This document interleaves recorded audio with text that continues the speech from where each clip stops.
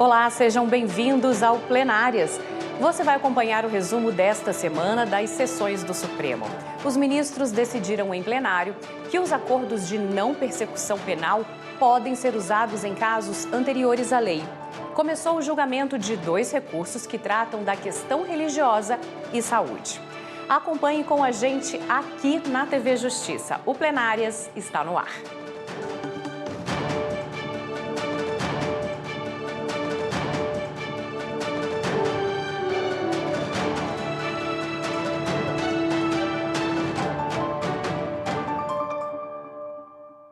Com a gente no estúdio, a consultora Karina Zucolotto. Karina, oi, muito obrigada pela sua presença. Essa semana a gente teve uma decisão de caso concreto e nos outros processos, pedido de vista e sustentações orais. Uma semana em que os ministros discutiram bastante sobre o momento para a apresentação desse acordo de não persecução penal, que foi criado pela lei anticrime. Nós ainda não temos uma tese definida sobre em que momento, até que momento ele pode ser apresentado no processo, mas já tem uma definição de que ele deve retroagir para alcançar réus em processos que já estavam em andamento quando a lei foi criada. E também é uma questão bastante interessante envolvendo direito à vida e liberdade religiosa.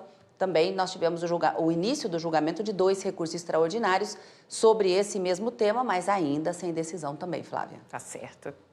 E antes da gente falar dos julgamentos, um registro de uma data muito simbólica. A Lei Maria da Penha completou 18 anos. Em quase 2 décadas, a lei se tornou referência mundial no combate à violência doméstica contra meninas e mulheres. A regra incentivou as denúncias contra os agressores e garantiu o direito às vítimas, que ainda existem, mas agora sabem como identificar os abusos, se proteger e a quem recorrer. É o que mostra a reportagem da Evne Araújo. Foram 8 anos em um relacionamento violento. Hoje, com medo de ser encontrada pelo ex-marido, ela prefere não mostrar o rosto. As agressões pioraram muito quando eu comecei a faculdade. Mesmo sendo perto de casa, ele falava que eu estava indo, não era para estudar, era para trás de homens, um ciúme absurdo. A mulher conta que demorou a denunciar o ex-companheiro por não entender a gravidade das agressões vividas. Começa com um tapa, depois é um murro, depois é ameaça de faca, depois é querendo te atropelar, daqui a pouco mata. Há 18 anos, a Lei Maria da Penha foi implementada no país como forma de proteger e garantir direitos às mulheres vítimas de violência doméstica e familiar. Antes da Lei Maria da Penha, os crimes contra a mulher eram tipificados sem considerar as especificidades do caso. A gente trabalhava a violência doméstica e familiar e a violência de gênero de uma forma muito igual a que se trabalhava qualquer outro tipo de violência. A única diferença era a delegacia da mulher, uma delegacia especializada no atendimento da mulher, que aí era uma inovação dos anos 80 e que também foi um grande marco. A Lei Maria da Penha permitiu que o agressor seja preso em flagrante, que o juiz decrete a prisão preventiva quando houver riscos à integridade física ou psicológica da mulher. A determinação do comparecimento obrigatório do ofensor a programas de recuperação e reeducação e um juizado específico para analisar o crime e os casos que envolverem questões de família, como pensão, divórcio e guarda de filhos. Ao longo das quase 2 décadas de vigência da Lei Maria da Penha, o Supremo Tribunal Federal atuou para garantir a aplicação dela. Em 2012, por exemplo, a legislação foi declarada constitucional pelo STF. Com isso, foi assegurada uma interpretação judicial uniformizada para coibir a violência doméstica e familiar contra a mulher. Segundo o Conselho Nacional de Justiça, de janeiro a maio deste ano, quase 235 mil processos judiciais relacionados à Lei Maria da Penha ingressaram no Poder Judiciário. Além da violência física, os casos são relacionados à violência patrimonial, moral, sexual e, principalmente, violência psicológica. Depois que ela se separa, depois que ela volta atrás na memória, no tipo de relacionamento que ela tinha, ela começa a identificar que era realmente vítima, principalmente de violência psicológica, aquela violência da humilhação, do cerceamento, do ir e vir. A psicóloga Jeane de Sá alerta ainda para a importância de um trabalho multidisciplinar para que as vítimas não retornem para o ciclo de violência. Através disso, gera uma confiança, uma autoconfiança tão grande que ela começa a desejar, a realizar, a estudar, a trabalhar, a fazer coisas que ela, antes desse relacionamento, planejou. Então, todo o trabalho psicológico é um resgate de quem essa mulher era antes desse relacionamento. Iniciei minha faculdade novamente, faço o curso, eu trabalho. E assim, eu sei que eu posso agora ser o que eu quero ser. Eu sei que eu posso ser amada, ter um relacionamento saudável, sem agressão, sem cobranças. Hoje sim eu entendi, né? E o presidente do STF, ministro Luiz Roberto Barroso, também fez questão de reforçar a importância da Lei Maria da Penha. Barroso anunciou uma campanha que será lançada pelo Supremo e pelo Conselho Nacional de Justiça. E nós lançaremos aqui pelo Supremo e pelo CNJ uma ampla campanha contra a violência doméstica, enfrentando essa cultura que nós precisamos superar no Brasil. Como disse hoje pela manhã, homem que bate em mulher não é macho, é covarde. Homem que pratica violência sexual não é um vitorioso, é um fracassado que não foi capaz de conquistá-la. E bater em criança deseduca, ou na verdade educa para uma cultura de violência que igualmente nós precisamos enfrentar. Portanto, fica o registro de que nós, do Supremo Tribunal Federal e do Poder Judiciário em geral, estamos vigilantes com relação à violência doméstica e à violência sexual contra mulheres, que são chagas brasileiras que nós precisamos superar. Entrando agora na pauta de julgamentos dessa semana, o STF formou maioria para admitir que os acordos de não persecução penal podem ser aplicados também em processos iniciados antes da criação do pacote anticrime em 2019. Para os ministros, a aplicação retroativa é possível em todos os casos em que não houver condenação definitiva. A repórter Marta Ferreira explica para a gente. Os ministros do Supremo discutem se o acordo de não persecução penal pode ser implementado em processos iniciados antes da vigência do pacote anticrime em 2019, quando esse mecanismo foi incluído na lei. Esse acordo de não persecução penal pode ser aplicado nas situações em que o crime é cometido sem violência ou grave ameaça, com pena mínima de 4 anos. O Ministério Público pode oferecer ao investigado esse acordo quando ele confessa o delito em troca de medidas alternativas à continuidade do processo. No caso concreto, um homem condenado entrou com pedido para fazer o acordo depois da lei anticrime entrar em vigor. A condenação, no entanto, transitou em julgado sem a manifestação do Ministério Público. A questão foi levada a plenário com algumas correntes sendo analisadas e assim chegar a uma tese que possa ser usada em casos semelhantes. O relator, ministro Gilmar Mendes, admite a aplicação retroativa do acordo em todos os casos em que não houver condenação definitiva, independentemente de requerimento pelo interessado em sua primeira manifestação nos autos.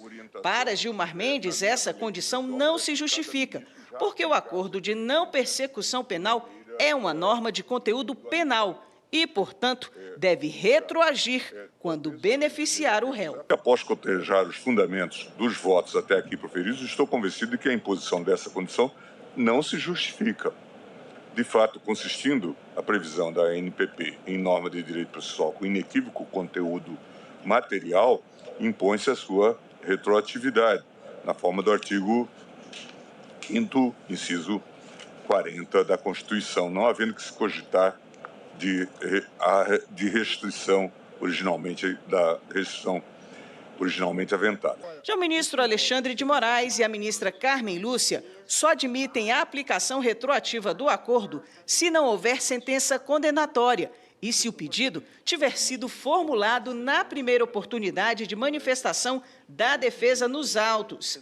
Na retomada do julgamento, o ministro Flávio Dino apresentou o voto. Imaginemos o que vai acontecer se nós dissermos que até o trânsito julgado. Nós teremos, doravante, uma avalanche de pedidos ou de ofertas, pedido das partes, ofertas do Ministério Público nos tribunais de apelação, no STJ, quem sabe no Supremo, a demandar o debate das condições da ANPP, com a volta à primeira instância ou não, é perante a Corte de Apelação, perante o relator. E depois, como disse o ministro Alexandre acentuou ontem, isso vai resultar numa avalanche correspondente de habeas corpus. Então, eu realmente não consigo entender a funcionalidade de nós darmos esse caráter retroativo nesse aspecto. Há uma norma processual, ela é híbrida no seu conjunto, o 28A, mas nesse aspecto, quanto ao momento de oferta, ele é processual.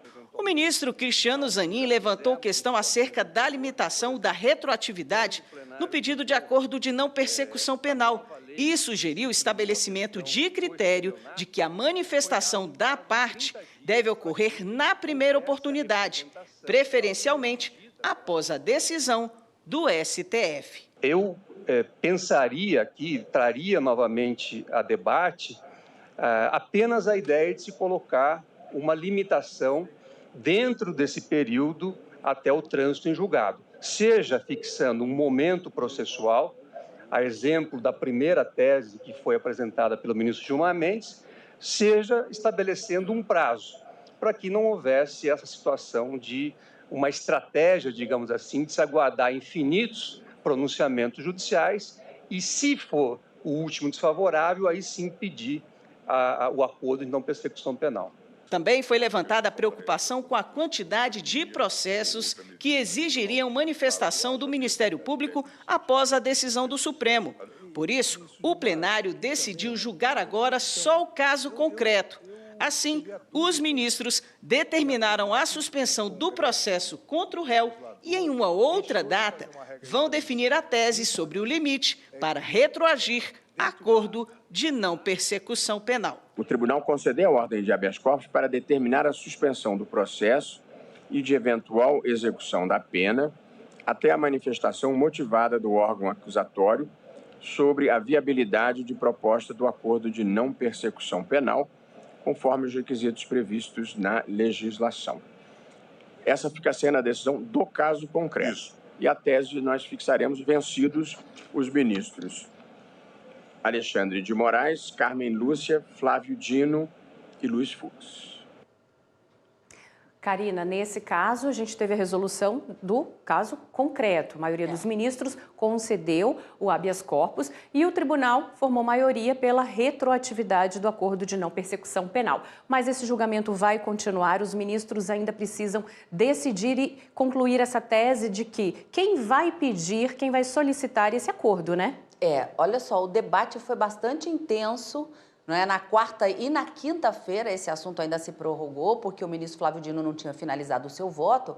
E os ministros acabaram decidindo o caso concreto, que era de uma pessoa, de um homem traficante, que foi condenado a uma pena de 1 ano, 11 meses e alguns dias por tráfico de entorpecentes, e que buscava justamente o direito de fazer o acordo de não persecução penal. Isso porque o processo dele começou antes da edição dessa lei, que foi em 2019. O pacote anticrime, que é o nome dado a essa lei, que altera o Código de Processo Penal, prevê esse acordo como uma forma de se evitar a aplicação de uma pena e uma pena privativa de liberdade.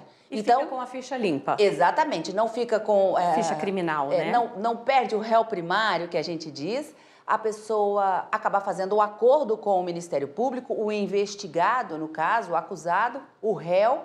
Isso para os ministros que entendem que deve ser aplicado para o réu também, mas os ministros, por maioria, decidiram que, embora a lei seja de 2019, ela deve ser aplicada a processos que existiam anteriormente por força do que determina a própria Constituição. É uma lei mais favorável ao réu, beneficia ele, porque ao invés de uma pena privativa de liberdade, ele pode ele pode fazer um acordo para prestar serviços à comunidade, ou aplicar a ele uma multa, ou reparação de um dano. Então, é muito melhor um acordo em que ele tem que confessar, ele precisa confessar o crime não pode ter sido cometido com violência, grave ameaça, e tem uma série de requisitos previstos também na própria legislação em que o acordo não pode ser proposto pelo Ministério Público, mas os ministros decidiram que é uma norma mais benéfica. E nesse caso concreto, os ministros decidiram o quê? Suspende os efeitos da condenação em razão do tráfico de entorpecentes e o Ministério Público deve avaliar se o caso concreto se enquadra dentro dos requisitos da lei para a propositura deste acordo de não persecução penal. Então, o que falta decidir ainda neste caso? Os ministros ainda estão discutindo se é preciso, nesses processos anteriores a 2019, quando efetivamente a lei foi criada, se eles precisam de uma manifestação do investigado ou do réu para ter o acordo de não persecução penal, ou se cabe ao Ministério Público fazer a oferta do acordo. Tá ótimo. Então, a gente vai continuar Vamos ainda aguardar nesse assunto lá para frente. Exatamente. No próximo bloco, relator faz alterações na tese firmada sobre a responsabilização dos órgãos de imprensa e o julgamento é suspenso por pedido de vista.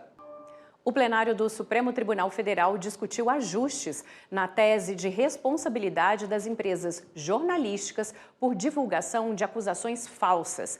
A repórter Marta Ferreira tem os detalhes. Os pedidos de esclarecimentos foram feitos pelo Diário de Pernambuco, que é parte do processo, e pela Associação Brasileira de Jornalismo Investigativo, admitida como terceira interessada.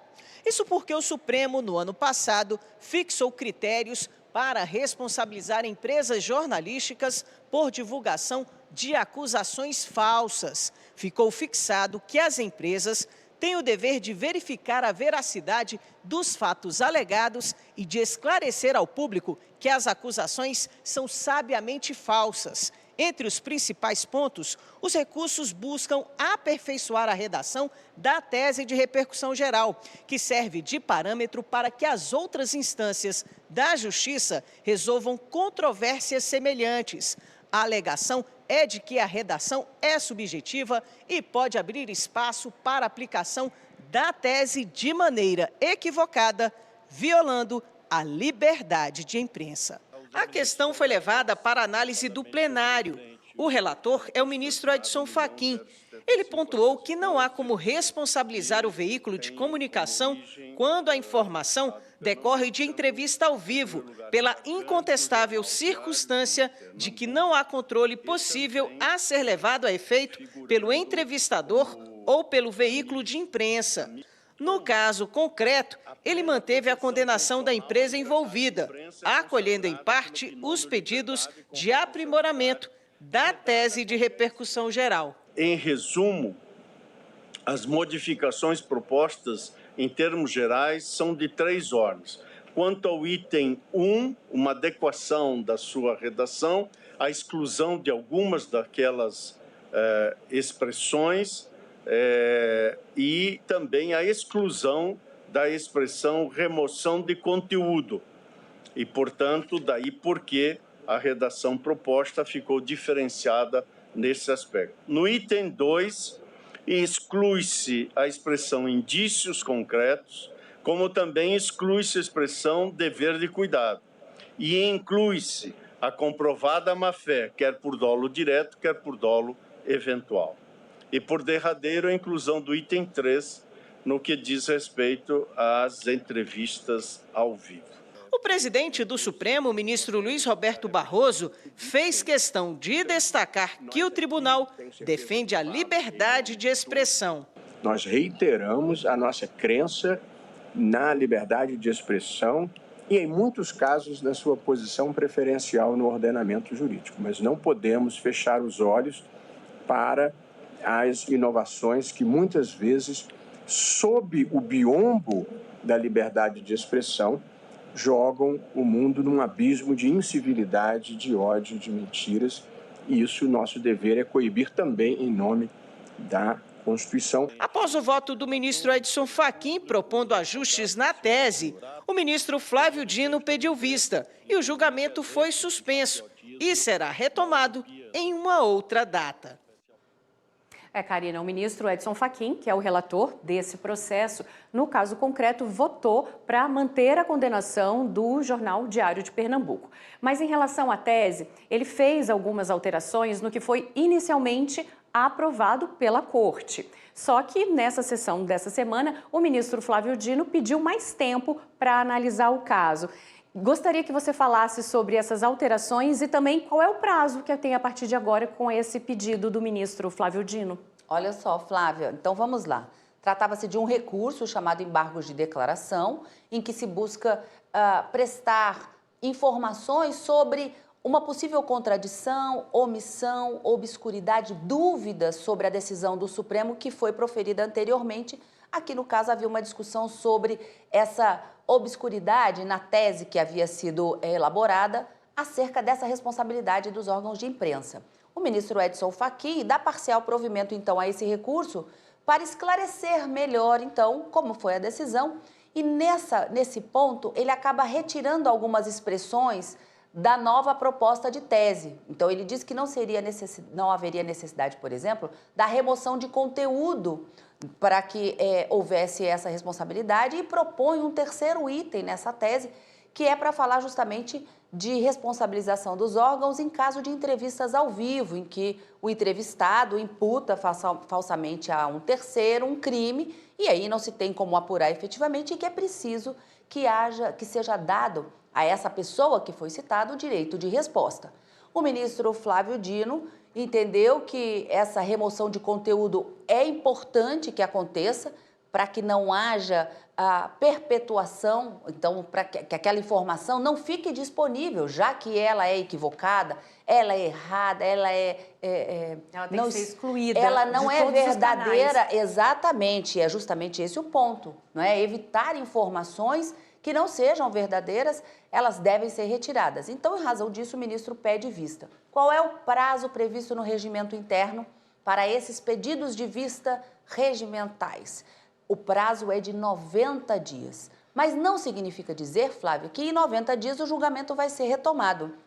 Que uma vez que o ministro profere o seu voto e disponibiliza ao presidente a retomada do julgamento, é preciso que o presidente inclua na pauta de julgamentos do plenário. Então, 90 dias para apresentar o seu voto, mas a critério do presidente para incluir na pauta de julgamentos. Então, esse é um tema que a gente também já tem um encontro marcado dentro em breve, acredito. Ótimo, obrigada. O Supremo Tribunal Federal começou a julgar 2 recursos que discutem, respectivamente, se a liberdade religiosa de uma pessoa justifica o pagamento de um tratamento de saúde diferenciado pela União e se tal direito permite ao cidadão exigir procedimentos cirúrgicos. A repórter Marta Ferreira tem os detalhes. A discussão envolve direitos fundamentais previstos na Constituição, como a saúde, a dignidade da pessoa humana, a legalidade, a liberdade de consciência e de crença. Os 2 casos concretos dizem respeito às pessoas cuja religião não permite a transfusão de sangue e, por isso, buscaram formas de realizar cirurgias sem o procedimento, sob o argumento de proteção à liberdade religiosa. No primeiro caso, os ministros analisam recurso contra a decisão que condenou a União e o município de Manaus a garantirem a realização de cirurgia sem transfusão de sangue em razão do paciente ser testemunha de Jeová. No segundo processo, a Corte julga recurso contra a decisão que impediu uma paciente, também testemunha de Jeová, de fazer uma cirurgia no coração sem transfusão de sangue. Nessa primeira parte do julgamento, os ministros ouviram os argumentos das advogadas das partes dos processos. Esse Supremo Tribunal Federal tem protagonizado no estabelecimento de decisões que reforçam o valor da dignidade humana, da nossa capacidade de tomar decisões autorreferentes e no reconhecimento de que, se não for permitido exteriorizar a fé, não há espaço para a própria fé. E dentre os muitos julgados que Vossas Excelências têm estabelecido os nossos direitos humanos tão preciosos, que merecem elogios e agradecimentos, eu cito a DI 6586 e 6587 que no campo da saúde, tratando o direito à autodeterminação, Vossas Excelências estabeleceram que a intangibilidade do corpo das pessoas, somada à garantia da integridade física e moral dos cidadãos, torna qualquer medida invasiva que ameaça ou comprometa a integridade física flagrantemente inconstitucional. Então, parece que, do ponto de vista do direito, um paciente adulto capaz tem o direito, sim, de estabelecer os limites do seu próprio tratamento. Também alegaram que exigir consentimento para a transfusão ofende a dignidade e o direito de acesso à saúde. A questão posta hoje perante esse tribunal é a seguinte: deve o Estado brasileiro custear tratamento médico sem transfusão de sangue na rede pública de saúde em razão de convicção religiosa? Entendemos, Excelência, que a resposta deve ser afirmativa. Apela-se a este Supremo Tribunal para que essa minoria religiosa e toda a coletividade receba um tratamento médico humanizado, acolhedor e livre de discriminação religiosa. Depois das sustentações orais, o julgamento foi suspenso e será retomado em outra data para os votos dos ministros. Esses dois recursos têm repercussão geral, Karina. E os casos envolvem a busca por tratamento de saúde sem a transfusão de sangue por questões religiosas. A sessão foi destinada só para sustentação oral. A gente ainda não tem data para esse assunto voltar à pauta de julgamento. E aí sim a gente ter esses votos dos ministros, né? É uma questão que se discute a liberdade religiosa e também o direito à vida. São dois direitos fundamentais aqui entrando em conflito dentro de uma tensão, não é, que o ministro Luiz Roberto Barroso sempre menciona e que deve ser ponderado qual direito deve prevalecer. Então, de um lado, os médicos que devem proteger e cuidar da vida do paciente e ter os recursos disponíveis para tanto, e de outro lado a liberdade religiosa de uma determinada religião que não aceita de forma alguma a transfusão de sangue. Mas e se eventualmente durante uma cirurgia ela for necessária? Então é preciso um consentimento ou então um termo de declaração permitindo que seja utilizado sangue caso seja necessário durante a cirurgia? Então isso também está sendo discutido dentro do princípio da dignidade da pessoa humana, que é um fundamento da República previsto lá no artigo 1º da Constituição. Então, vai muito além apenas dos direitos fundamentais, nós falamos de alguns princípios também constitucionais. Mas aqui, nesse caso, a gente vê aquela nova dinâmica implementada pelo ministro Luiz Roberto Barroso, assim que tomou posse como presidente no Supremo Tribunal Federal, para dividir em duas fases o julgamento de determinados assuntos. Para que se tenha tempo para reflexão. Exatamente. Então, num primeiro momento, ele coloca a possibilidade de sustentações orais, relatório pelo relator, sustentações orais, suspende o julgamento e em uma outra oportunidade, depois de todos esses esclarecimentos prestados, tanto pelos advogados das partes como pelos amici curiae, que são os amigos da corte, que colaboram também para que aquele assunto seja esclarecido, possam elaborar o seu voto e proferir o voto numa outra sessão, numa segunda fase. Então, esse também, encontro marcado ainda com relação a esse tema aqui no Supremo. Tá certo. E a TV Justiça completa 22 anos neste domingo 11 de agosto. Criada em 2002, a emissora, que agora está no Canal 1 aqui em Brasília, leva diariamente aos brasileiros informações sobre o Poder Judiciário. Somos uma das poucas TVs institucionais do mundo que transmitem os julgamentos do plenário ao vivo e na íntegra. E você ainda conta com 29 programas, além de um jornal ao vivo e boletins de notícia na nossa programação. Muito obrigada pela sua audiência ao longo desses 22 anos. E esta edição do Plenárias termina aqui. Karina, muito obrigada pela sua companhia, pela sua presença. A gente se vê de novo na semana que vem. E você também pode acompanhar o Plenárias pelo canal da TV Justiça e Rádio Justiça no YouTube, pelo Spotify e pela Rádio Justiça. Continue com a gente aqui na TV Justiça e até a próxima. Tchau!